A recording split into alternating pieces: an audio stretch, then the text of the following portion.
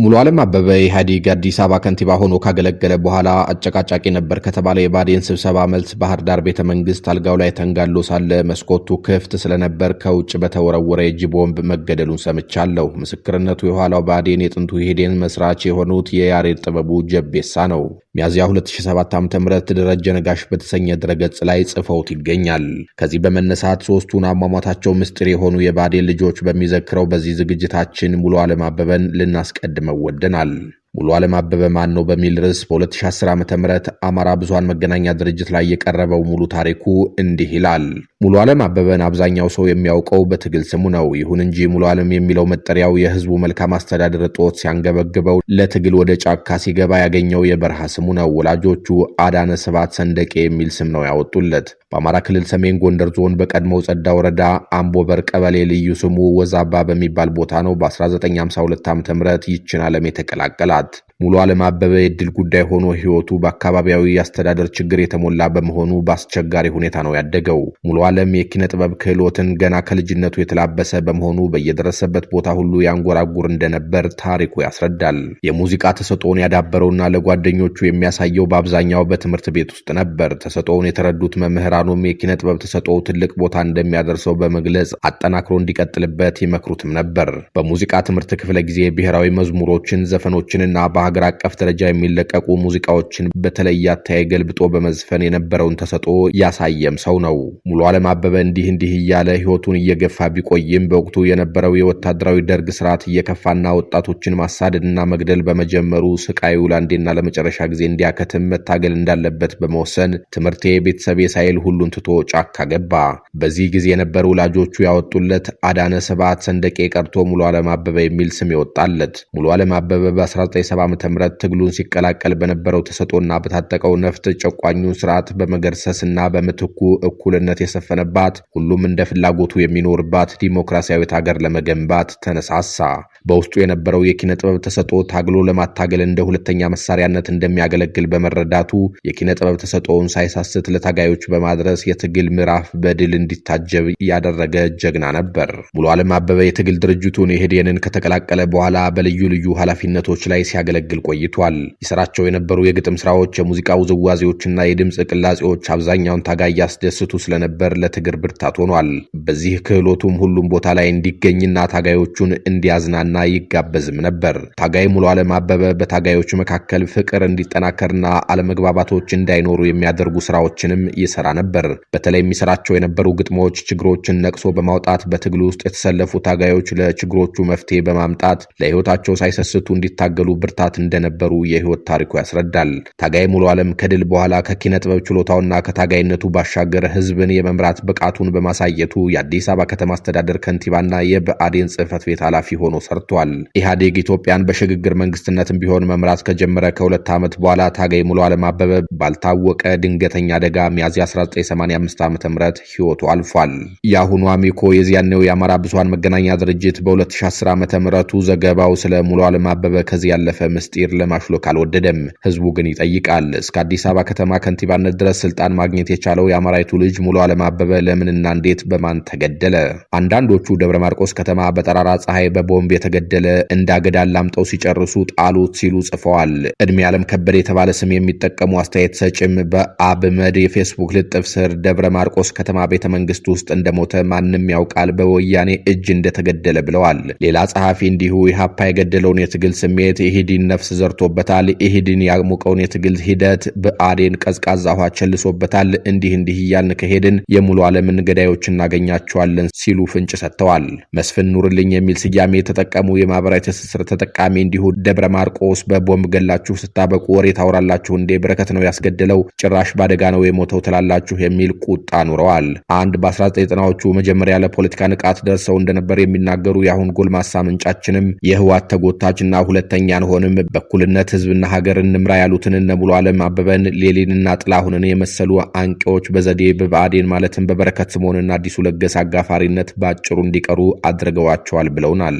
በግንቦት 2010 ዓ.ም ጃኖ ሚዲያ በተሰኘ የፌስቡክ ገጽ የተጻፈ ማስታወሻ ደግሞ እንዲህ ይላል። ለሰላም፣ ለዲሞክራሲ፣ ለውድ ሀገራቸውና ህዝባቸው ራሳቸውን አሳልፈው የሰጡ የቁርጥ ቀን ጀግኖች በተለይ አደነ ስብሐት ወይም በትግል ስሙ ታጋይ ሙሉ ዓለም አበበ የአባቴ ወንድም ምርጥ አጎቴ ነበር። ወልቃይት የአማራ ነው በሚለው ጽኑ አቋሙ ከትግሉ ድል በኋላ የአዲስ አበባ ከተማ ከንቲባ ሆኖ እያገለገለ ያለ ወልቃይት የአማራ ነው በሚል ጽኑ እምነቱ በረከት ስምዖንና መለስ ዜናዊ ባሴሩት ሴራ ታጋይ ሙሉ ዓለም መስዋዕት ሆኖ ለወልቃይትና ለአማራው ሲል ነፍሱን የማረው የወንድማችን ህልም እውን ይሆናል፣ ያሰበው ይሳካል፣ ወልቃይት የአማራ ነው። የዛሬው አሚኮ ደግሞ ከላይ በተጠቀሰው ጽሁፉ የአማራ ክልል መንግስት ይህን ጀግና ለማስታወስና ባለውለታነቱን በትውልዱ አእምሮ ውስጥ ቀርጾ እንዲቀር ለማድረግ በክልሉ ርዕሰ መዲና ባህር ዳር የሙሉ ዓለም የባህል ማዕከልን አስገንብቷል። ክልሉ በሙሉ ዓለም መታሰቢያ ማዕከል አማካኝነት የክልሉ ባህል ሳይበረዝ ለቀጣዩ ትውልድ ለማስተላለፍ በሚል በአዋጅ ቁጥር 24/1996 የባህል ማዕከል በማቋቋም ስራዎች እንዲሰሩ እያደረገ ይገኛል ሲል ይገልጻል። የዚህ ሰው ገዳይ የሞቱ ምክንያትና ዝርዝር የግድያ አፈጻጸሙ አሁንም ሰፊ ጥናት እንደሚፈልግ ገልጸን ወደ ሁለተኛው በብአዴን ፖለቲካ ውስጥ አሟሟቱ ምስጢር ወደሆነ ነባር ታጋይ ታሪክ ዘልቀናል።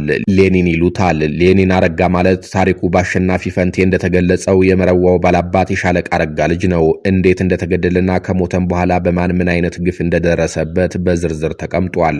ዘፋኙ ጌትሽ ማሞ በቅርብ ጊዜ ጓደኛዬ ናቸው ባላቸው ጠቅላይ ሚኒስትር አብይ አህመድ ላይ ተቃውሞውን ካሰማ በኋላ ከኢትዮጵያ ወጥቶ በሰጠው ቃለ መጠይቅ ሌኒን አረጋ ስለሚባል አንድ ነባር የሰቆጣ ታጋይ አስገራሚ ታሪክ አንስቶ ነበር።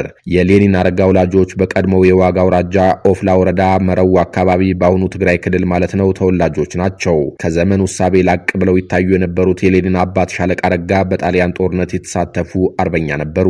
ሬዲዮ ማዳመጥና መጽሐፍ ማንበብ የሚወዱ ሰው እንደነበሩም ይነገርላቸዋል። ከዚህ ሰፊ ግንዛቤ የተነሳ ይመስላል በኃይለ ሥላሴ ዘመን የፊውዳሉን ስርዓት አምርረው የሚቃወሙ አብዮተኛ ሰውም ነበሩ። ደርግ ከመጣ በኋላም አብዮቱን ይደግፋሉ ተብሎ ቢጠበቅም ተራማጁ ሰው ብዙም ሳይቆዩ ነበር የደርግን አያያዝ አይተው መቃወም የጀመሩት። በዚህም ምክንያት በ1970 ዓ.ም በቀይ ሽብር ተረሽነው ኮረም ከተማ ላይ ተጥለዋል። እናት ወይዘሮ ሽታዬ በጣም ገራምና ቤተክርስቲያን የሚያዘወትሩ ሴት ነበሩ። ከመነኮሱ በኋላ በቅርቡ ህይወታቸው አልፏል። የአባቱን ፈለግ የተከተለው ሌኒን ከልጅነቱ ጀምሮ ለማንምና ለምንም የማይመለስ እምቢተኛ ልጅ ነበር። በ1976 ዓ.ም ከወላጆቹ ጠፍቶ ኢህዴንን ሲቀላቀል ገና የ15 ወይም የ16 ዓመት አዳጊ ነበር። በዚህም ምክንያት መጀመሪያ ወደ ህዳር 11 አዳሪ ትምህርት ቤት ነበር የተላከው። ነገር ግን በአእምሮ የበሰለና በትምህርቱ የገፋ ስለነበረ ወዲያውኑ ከህዳር ትምህርት ቤት ተነስቶ በሬዲዮ ኦፕሬተርነት ተመደበ። ከዚህ በኋላ ሱዳንን ጨምሮ ድርጅቱ በመደበው የተለያዩ ቦታዎች በዋና ኦፕሬተርነት አገልግሏል። ቀጥሎም በ1983 ዓ.ም ደርግን ለመደምሰስ በተደረገው እልህ አስጨራሽ ጦርነት ጭምር በሰራዊት ኦፕሬተርነት አገልግሏል።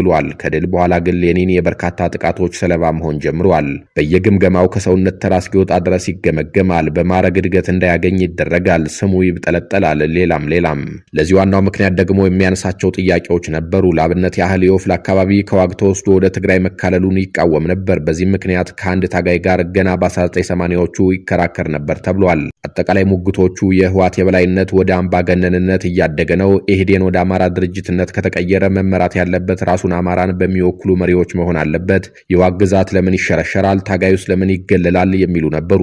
በወቅቱ የማይደፈሩ የነበሩት እነዚህ ጥያቄዎች ደግሞ በተለይ በኢህዴን በሃዴን አመራሮች ጥርስ ውስጥ እንዲገባ አድርገውት ነበር። ታጋዩ ግን ይወደው የነበረ ሲሆን በ1980ዎቹ ሐረር የነበረው የኢህዴን ሰራዊት የጀግና አባቱን መቃብር ከደሞዙ አዋጥቶ ማሰራቱ ይነገራል። ከ1991 ዓ.ም በኋላ ግን የሻቢያ ጦርነት ተከፈተና ሌኒን አረጋ ዳግመኛ ድምፁ አልተሰማም። በ1991 ዓ.ም የሻቢያ ጦርነት ሲጀመር ሌኒን በጣም አሳዛኝ በሆነ ሁኔታ ገና ሻምበል አመራር ነበር። ቀደም ሲል በሻምበል ማዕረግ የክፍለ ጦር ሲቪል አመራር የነበረ ቢሆንም ከጦርነቱ መጀመር ቀደም ብሎ ግን ያነሳቸው በነበሩ መራራ ጥያቄዎች ምክንያት ተቀጥቶ በመተማ አካባቢ የአንዲት ሻለቃ ዋጊ እንዲሆን ተደርጎ ነበር። ብቃቱ ይታወቅ ስለነበር ያኔ በሻምበል ማዕረግ ሻለቃ መሪ ሆኖ ቀጥሏል። ብዙዎች እንደሚመሰክሩት ሌኒን በወቅቱ ኮሎኔል ማዕረግን የሚመጥን ወታደር ነበር። ከዚህ በኋላ ነው የሻቢያ ጦርነት የተከፈተው። በዚህ ወቅትም በሻምበል ማዕረግ ሻለቃ እየመራ እንዲያዋጋ ተደርጓል። የሥራ ድርሻውን መስመረኛ አዋጊ ነበር። የሞት ምድብ የሚሉት አይነት ድርሻ ነው። በእርግጥም ሌኒን የካቲት ወይም መጋቢት 1991 ዓ.ም በባድመ ግንባር ግዳጅ እንደተሰጠው አልተመለሰም።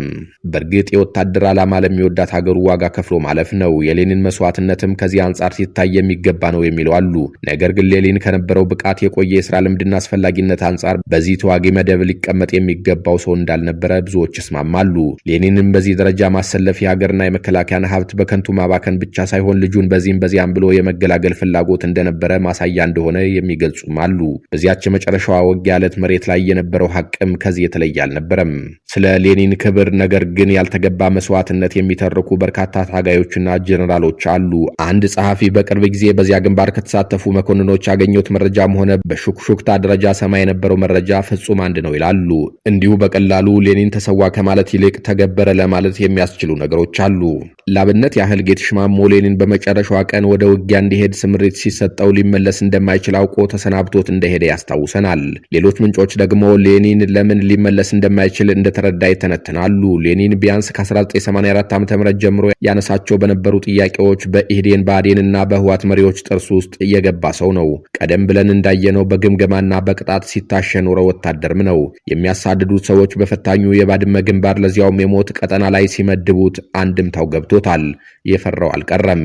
የሌኒን ሻለቃ ከፊት ተሰላፊ ስለነበረች ከፍተኛ ጉዳት አስተናገደች። ሰራዊቱም ክፉኛ ይጎዳ ጀመር። በዚህም በስም ወደሚታወቁ 3 ታዋጊ ጀነራሎች ሬዲዮ አድርጎ ሰራዊቱ እንደተበተነና መመለስ እንዳለበት ያሳውቃል። ጀነራሎቹ ግን ዝም ብለህ ተዋጋ፣ እመለሳለሁ ብትል የሚጠብቅህን ታውቃለህ ሲሉ ምላሽ ሰጡት። ሌኒን ድሮም መስዋዕትነት የሚፈራ ሰው አልነበረም። በዚህ ወቅት ግን መስዋዕትነት መክፈል ግዴታ እንደሆነ የተረዳባቸው በርካታ ምክንያቶች የነበሩት ይመስላል። ምናልባትም የራሱ ሻለቃ አባላት ሞቱን እስኪመኝ ድረስ ከጎኑ ሲወድቁ ተመልክቶ ልቡ ተሰብሮ ይሆናል። ምናልባትም እንደ ወንድሞቹ በጀግንነት ተዋግቶ መሞት ጥሎ መውደቅን እንደ ክብር ቆጥሮት ይሆናል። ምናልባትም በክፉ ባላገራዎቹ ያለ ሃይባይ ዝንታለም ሲሳደድ ከመኖር መሞቱን ተመኝቶ ይሆናል። ምናልባትም እየሞቱ ከመኖር አንድ የሞቶ ዝንታለም ከመቃብር በላይ መኖርን መርጦ ይሆናል። ምናልባትም አለቆቹ እንደነገሩት ብዋጋም ሆነ ብመለስ ሞት ነው የሚጠብቀኝ ብሎ አስቦ ይሆናል። ጌትሽ ማሞ የሌኒን የመጨረሻ ውጊያ ውሎ ምን ይመስል እንደነበር ሲናገር በህይወት የኢትዮጵያ ውስጥ እንደ ሌኒን ወንድ አለ ማለት ይከብደኛል። ሌኒን የሞተበት ቦታ ላይ ምሽግ ውስጥ ሆኜ በመነጽር አይ ነበር። ብቻውን 1 ሰዓት ተኩል ከሻቢያ ሰራዊት ጋር ተዋግቷል። የእርሱ ምሽግ ላይ የሻቢያም ሆነ የኢትዮጵያ ሰራዊት አልደረሰም። ረዳቶቹ ባንሶላ ቦምብ አቀብለውት ወደ ኋላ እንዲመለሱ ካደረገ በኋላ ብቻውን ሆኖ ሲቀርቡት በቦምብ ሲርቁት ደግሞ በብሬን እየለቀመ በመጨረሻ በዲሽቃ ተመቶ ወደቀ። እንደዚህ ብቻውን የተዋጋ ጀግና አለ ካልከኝ እስኪ ያምጣልኝ ይላል።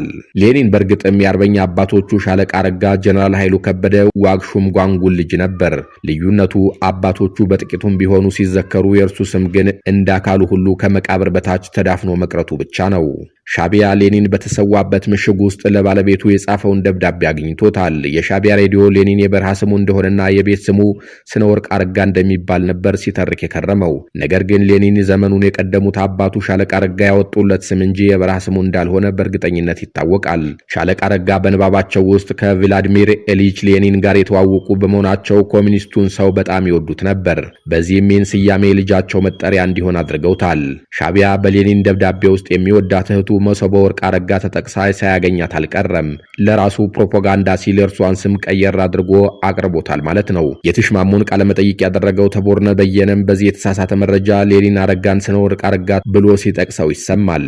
ሌኒን ለባለቤቱ ሕይወት ገብረ የጻፈው ደብዳቤ ለረጅም ጊዜ ሲነበብ እንደከረመ የሚያስታውሱ አሉ። ጌትሽ ማሞ ደግሞ ደብዳቤው ለ2 ወራት ያለማቋረጥ እንደተነበበ ያስታውሰናል። በዚህም የተነሳ በእርግጠኝነት ሻቢያ ስለ ሌኒን ዝና በሚገባ ያውቃል የሚሉ ብዙ ናቸው።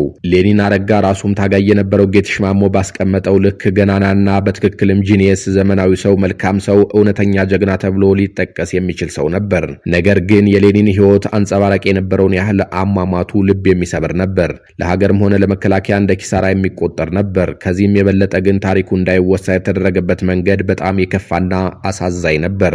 የሌኒን አረጋ ታሪክ ዳግም እንዳይነሳ ይፋዊ መግለጫ የወጣ እስኪመስል ድረስ በታጋዩ ዘንድ ብቻ ሲብላላ የሚኖር ነው። ላብነት ያህል ከያኔው ጌትሽ ማሞ ጓደኛዬ፣ ወንድሜ ብሎ የሚጠራውን ሌኒንን የዘከረበትን ጥበበኛ መንገድና የገጠመውን ችግር እንዲህ ያስታውሰዋል። ውጊያው ካለቀ በኋላ የተሰዉ ጓዶች ሐውልት ሽራሮ ላይ ተሰርቶ ምርቃት ተደርጎ ነበር። የተሰዉት ጀግኖች ስም ዝርዝር ሲመጣ የሌኒን ስም የለም። እኔም ሌኒን ሳልኳቸው እነርሱም እርሱ ፈሪ ሰው ነው አሉኝ። ከዚያ አንድ ወዳጄ በኦሮምኛ ቋንቋ ስለ ሌኒን ግጥም ጽፎ እንዲሰጠኝ አደረግኩ። እኔ ደግሞ ለዚያ ግጥም በተሰራው ዜማ በኦሮምኛ የፍቅር ግጥም ሰራሁለት። ልምምድ ላይ ኦሮምኛ የሚችሉ ሰዎች ሰምተውት እንዳይከለክሉኝ ማለት ነው። ከዚያ በፍቅር ግጥም ስለማመድ ቆይቼ ዋናው ኮንሰርት ሲደርስ ሰራዊቱ በተሰበሰበበት ስለ ሌኒን የተጻፈው ግጥም ዘፈንኩት። ሰራዊቱ በደስታ ጩኸት ተሞላ። ከዚያም ልክ ከመድረክ እንደወረድኩ ተይዤ 2 ወር ታሰርኩ። ይህ ክስተት ሌኒንን መዘከር የተከለከለና ለስር የሚዳርግ ተግባር ብቻ ሳይሆን ታጋዩ ሌኒን አረጋ በእርግጥም ሆን ተብሎ የተገበረ መስዋዕትነት እንደነበረ ማሳያ ነው። በእርግጥ ሌኒን ከሰዎቹ ጋር ከነበረው መካረር አንጻር ከተመለከትን መገበሩም ሆነ ታሪኩ እንዳይወሳ መደረጉ የሚጠበቅ ነው። የሚገርመው ጉዳይ የሌኒን ታሪክ በዚህ ዘመን እንኳን የተዳፈነ መሆኑ ነው። በአንድ ወቅት ተስፋዬ ገብረአብ በአንዱ መጽሐፍ ላይ ሁነኛ ሰዎችን ዋቢ አድርጎ ስለ ሌኒን ሰፋ ያለ ጽሑፍ አቅርቦ ነበር። ነገር ግን ሰዎች የሚጣፍጧቸውን ሌሎች አጀንዳዎችን ሲቀባበሉ የታየ ቢሆንም የጀግናው ታጋይ ሌኒን ገድል ጉዳያቸው ሲሆን አልታየም። በዚህ ዝግጅት ማዕቀፍ ውስጥ በሶስተኛ ደረጃ ከኢህዴን መስራቾች የመጀመሪያዎቹ 5 የማዕከላዊ ኮሚቴ አባላት ማለትም ያሬድ ጥበቡ ጀቤሳ፣ ታምራት ላይኔ፣ አዲሱ ለገሰ፣ በረከት ስምዖን ጋር ስሙ የሚጠራውን ኃይሌ ጥላሁንን ማን ገደለው ወይም እንዴት ሞተ ብለን እንጠይቃለን። ስንታየሁ ባይኔ የተባሉ ሰው ለምንም አይነት ምድራዊ ጥቅም እጁን ሳይሰጥ የኖረ ላመነበት ጉዳይ ግንባሩን እንጂ ጀርባውንና ሆዱን አሳይቶ የማያውቅ ከባዴን መስራቾች ውስጥ ስም ጥራ በባል ለሰከንድ እንኳን የማሰቢያ ጊዜ ሳያስፈልገኝ ሜጀር ጀነራል ኃይሌ ጥላሁን ብዬ በኩራት መናገር እችላለሁ ይላሉ። ቀጠፌ ከሆነ የምታውቁት ቀጣፊ በሉይ ብለው ምስክርነታቸውን ይቀጥላሉ። መንግስትና ህዝብ የሰጠውን ኃላፊነት ተጠቅሞ በማንኛውም መንገድ መዝረፍ እየቻለ በፍጹም አይደረግም ብሎ እጁን ሰብስቦ በንጹህ ላቡ ውስጥ ብቻ ራሱንና ቤተሰቡን ያኖረ ከተሰጠው የውሎ አበል የተረፈውን ቆጥሮ የሚመልስ በተሃድሶ ጊዜ አንድም የመንግስት ገንዘብና ንብረት ባለማንሳት ብቸኛ ጀነራል ሆኖ የተገኘ መሪ ማን ነው ብትሉኝ ሜጀር ከፍ አድርጌ ሜጀር ጀነራል ኃይሌ ጥላሁን ላለሁ። መስካሪው እንደገለጹት ሜጀር ጀነራል ኃይሌ ከግንቦት ሃያ ፍሬዎች አንዱ ሆኖ ነገር ግን የባዴን ሰዎች ባለመደራጀታቸው በህዋት ተኩላዎች የተነጠቀ ቁልፍ ሰው ነው። ጀነራሉ ነገሮች እስኪገለጡለት ድረስ ችግሩ እኛ ጋር እንጂ ህዋት ጋር አይደለም ሲል ቆይቶ ነገሮች ከተገለጡለት ጊዜ ጀምሮ ግን ችግሩ ህዋት ጋር እንጂ እኛ ጋር አይደለም የሚል የማይናወጥ አቋም መያዙን ተከትሎ በህዋት መሪዎች በእጅጉ ተጠልቶ ሰራዊቱ ውስጥ የሚታየው የአማራ ትምክተኝነት ማዕከል እሱ ነው ተብሎ ፍጹም የተጠላ ሰው ነበር አሉ። ህዋቶችም በሰውየው ላይ የወሰዱት እርምጃ 1-2 ተብሎ የሚያበቃ አልነበረም። ከሚኒስትር ዴታነት ስራው ተባሯል። ሹመትና ጥሪቱን ሁሉንም ባንድ የተነጥቆ ተራ ሰው ሆኖ በከተማ አውቶቡስ እየተመላለሰ ቤተሰቡን ለማስተዳደር ይማስን የነበረ ሰው ነበርም ተብሏል። አቶ ስንታየሁ እንደሚሉት ሌላም ቦታም ተወዳድሮ እንዳይሰራ ተደርጎ ነበር። ለአብነትም በ3 መንግስታዊ ባልሆኑ ዓለም አቀፍ ድርጅቶች ለመቀጠር ሁሉንም ነገር አልፎ በመጨረሻ ሰዓት ከመንግስት አካላት በደረሳቸው ተጽዕኖ ሳይቀጠር መቅረቱን እንደሚያውቁ ጽፈዋል።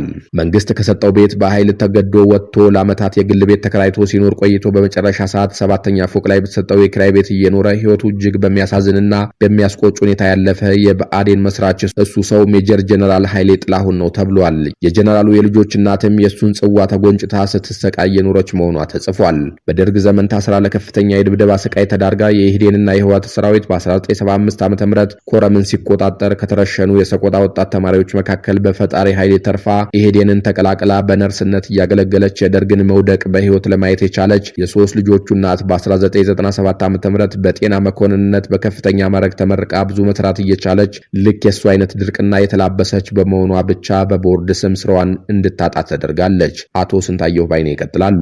የሜጀር ጀነራል ኃይሌ ጥላሁን ባለቤት ሻለቃ የሻበራ በሁኔታው ተስፋ ባለመቁረጥ ህይወቷን በሌላ የተሻለ መንገድ ለመምራት ተስፋ ሰንቃ በሀያት ሜዲካል ኮሌጅ የዶክተርነት ትምህርቷን ቀጥላ በመጨረሻ ዓመት ላይ ሆን ተብሎ በደረሰባት የስነ ልቦና ጥቃት ምክንያት ትምህርቷን ለማቋረጥ የተገደደች ቆይታም ያልሸፈነችውን ጊዜ ሞልታ መመረቅ እንድትችል ብትጠይቅም አይቻልም ተብላ ለዓመታት የለፋችበት ትምህርቷ ከንቱ ሆኖ የቀረባት ሰው ነች።